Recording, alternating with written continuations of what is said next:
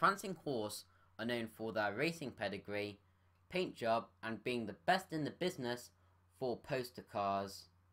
Ferrari has done a lot in history, so the Ferrarinator presents my history of Ferrari. On February 21st, 1898, Enzo Ferrari was born on the outskirts of Modena. When Enzo Ferrari was growing up, he wanted to become a racing driver, and his father would teach him how to drive, but he had to work in the garage with his brother and father. In 1916, Enzo Ferrari's father and brother passed away in the war. A year later, Enzo Ferrari was assigned to the 3rd Alpine Artillery Division. However, Enzo Ferrari fell ill and nearly died. Enzo Ferrari attempted to get a job at Fiat, but they declined, so Enzo Ferrari got a job as a test driver at a small company in Turin. In 1919, Enzo Ferrari made his competitive debut at Poggio di Passetto hill climb race. He finished 4th in the 3-litre category at the wheel of a 2.3-litre 4-cylinder CMN 1520. 2 years later, Enzo Ferrari became an official Alfa Romeo racing driver, delivering places such as 5th position in Mugello. The origins of the Prancing Horse is when Enzo Ferrari won a race and met a famous World War I pilot and asked him permission. "Can I use your emblem for my cars?" He said yes. From then on, he used the Prancing Horse emblem on all of his cars to bring good luck. In 1929, Enzo Ferrari founded Scuderia Ferrari. 2 years later, Enzo Ferrari completes his last race as a driver at Circuito Tre Provence on August 9th, 1931. He finishes second to Nuvolari in an Alfa Romeo 8C. He retired from racing to take care of his son, Alfredo Dino Ferrari. 2 years later, Scuderia Ferrari was taken over by Alfa Romeo. On September the 6th, 1939, Enzo Ferrari leaves Alfa Romeo with the promise not to use the Ferrari name for the next 4 years. In 1939, Enzo Ferrari founded Auto Avio Automobili. A year later, he built his first car. Enzo Ferrari's factory got bombed twice during the war, but luckily it was fixed quickly. In 1945, Enzo Ferrari begins work on the Ferrari 125S, launched in 1947. In 1948, Ferrari raced at the Mugello Mile. A year later, Ferrari competed at Le Mans. In 1915, Ferrari debuted their team, Scuderia Ferrari, in Grand Prix and has never left since.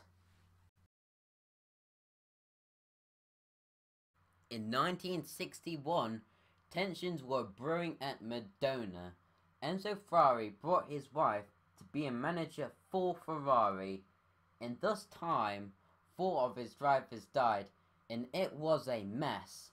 Meanwhile, 8 of his employees, including Chitti, Bizzarini, Tavoni, and 5 others, handed over the letter to Enzo.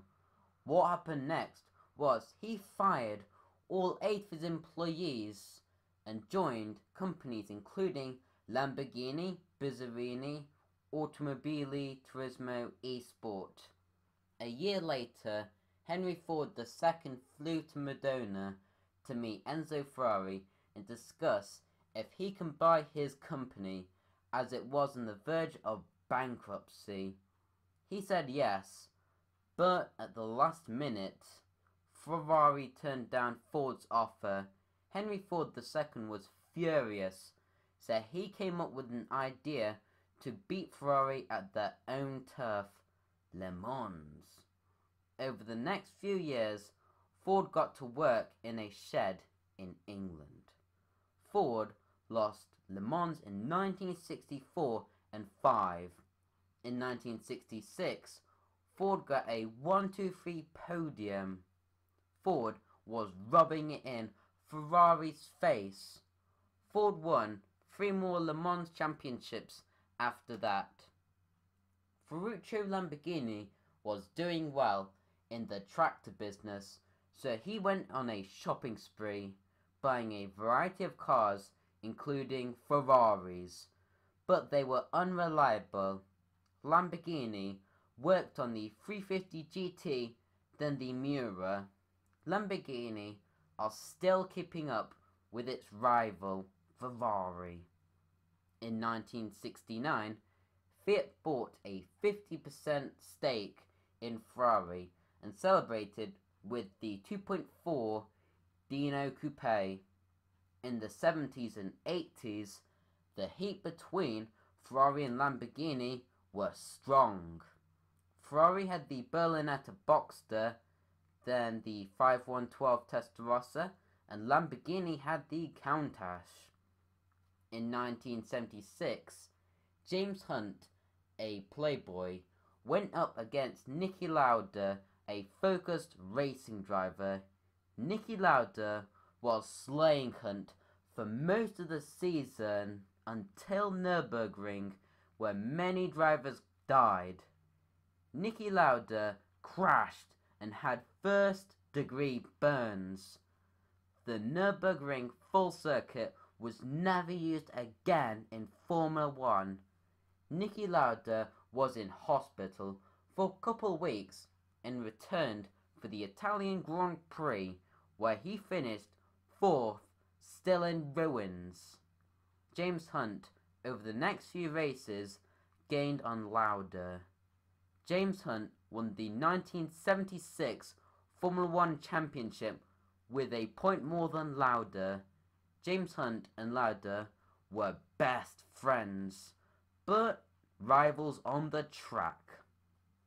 Ferrari shut down the brand Dino in 1986.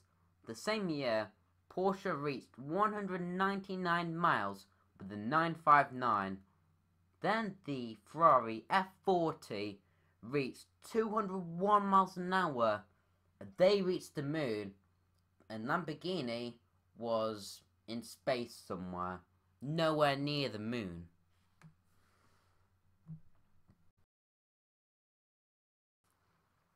Sadly, in 1988, Enzo Ferrari died at 90 years old. The last car he inspected was the F40. His death caused the car to skyrocket in value.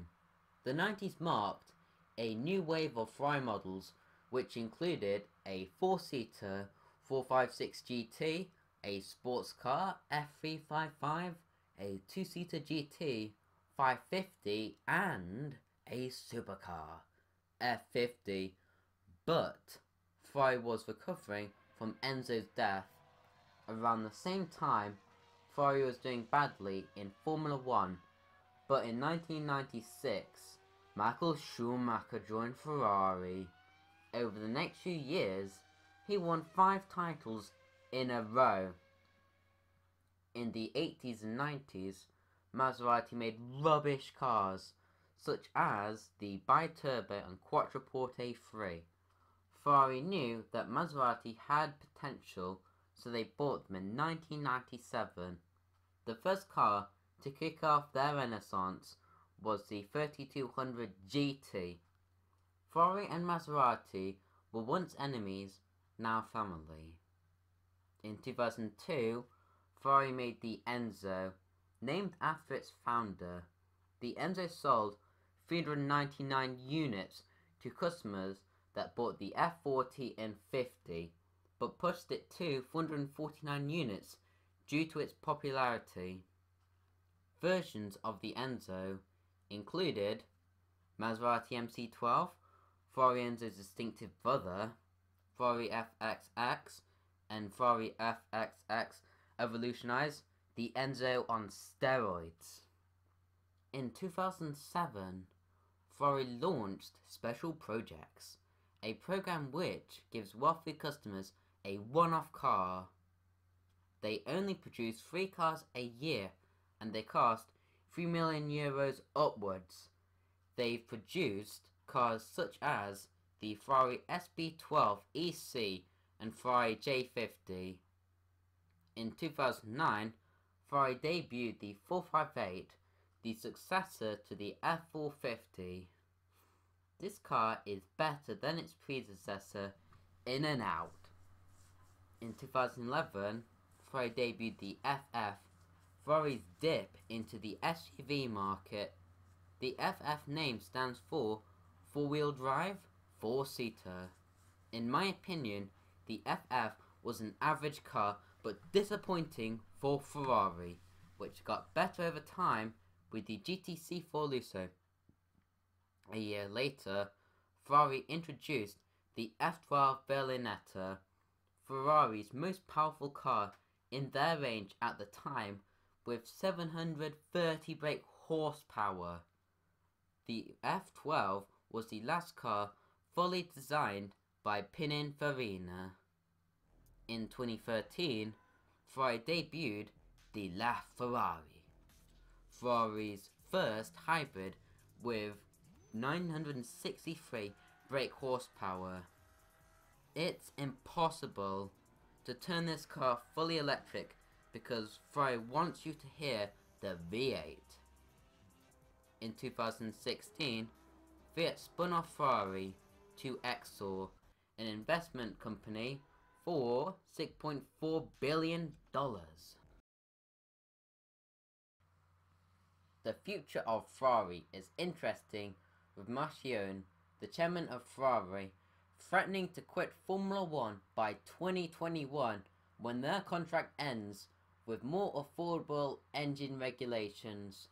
Quote, "We're talking into this meeting next Tuesday with the best of intentions. We'll see where it takes us. I am attending those meetings on strategy because it's important, because it matters a lot to this business. The financial implications of the wrong choice for the moment going forward are pretty significant to Ferrari." End quote. Ferrari is planning to make an SUV which is most likely going to replace the GTC 4 Lusso. This car will apparently be more utilitarian. Compared to what? An iPhone or Hilux? Ferrari are considering reviving Dino as a mid-engined V6 sports car or brand. If Ferrari rebooted Dino as a brand, they should consider having a sports car, convertible, and SUV in their range, but cheaper, just how the original brand was conceived. Porsche left Le Mans in 1999 to build an SUV, and that hasn't dampened the brand. In fact, it's helped the brand expand. At the moment, every car company has jumped into the SUV boom and has reaped the rewards. Ferrari has a double dip with their exclusive brand, Special Projects, making 3 cars a year. For the normal lineup, it's the same, but their goal is to double their margin, hence why they're developing an SUV. Since 1939, Ferrari has been busy producing the greatest cars of all time, such as the Daytona 365, F40, and counting. Enzo Ferrari got into many fights, such as the Great Walkout, Henry Ford's Le Mans battle, and the spawn of Lamborghini.